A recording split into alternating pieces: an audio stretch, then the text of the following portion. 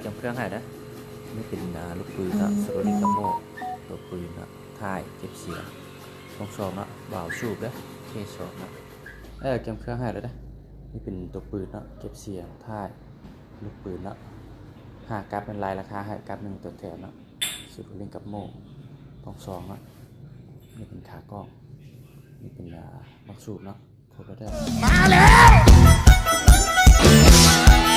นั่นนะมาสักทีเถอะ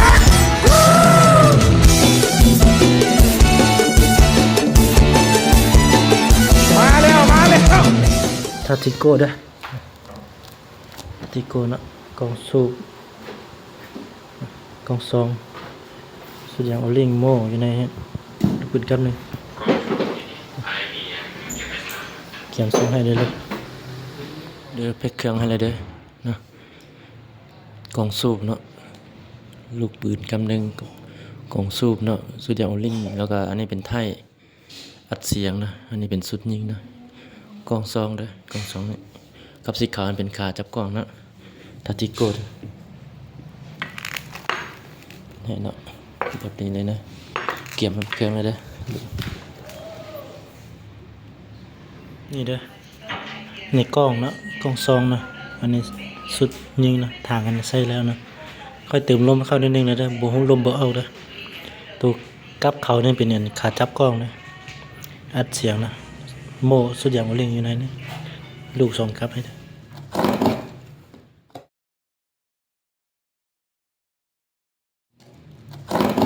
สเก็ตให้เลยเด้อปืนกองสูบอยู่ไหนลูกสองครับเนาะแถมให้ลูกสองครับเลยกองสูบเนาะสุดอย่างโอเล่งกับโม่อยู่ในนี้นะในปืนกองซองไทยนะอัดเสียงเด้อนี่อัดเสียงใส่เก็ตเลยมาให้เด้อเต็มละหมดละรับเอนะเธอพอกลับมานั่น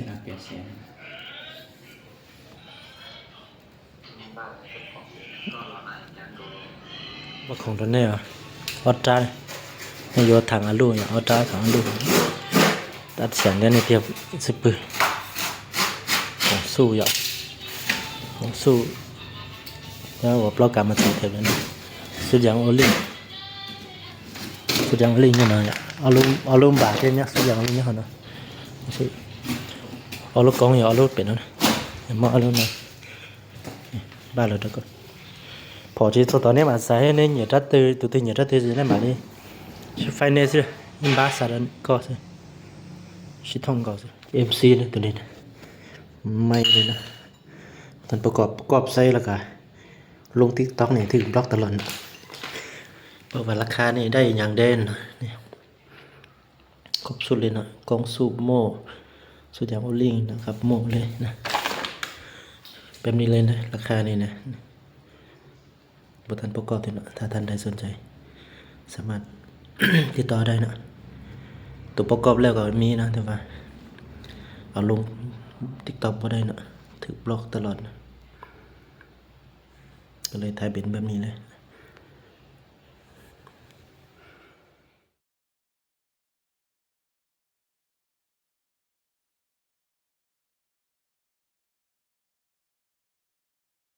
นี่เปิดแล้วกล่องซองนะกล่องซุปอัดเสียงอันนี้กล่องซุปนะไทยนะสุดอย่างลิงลูกปืนคำหนึ่งนี่ที่ใส่กันนี่ฮะ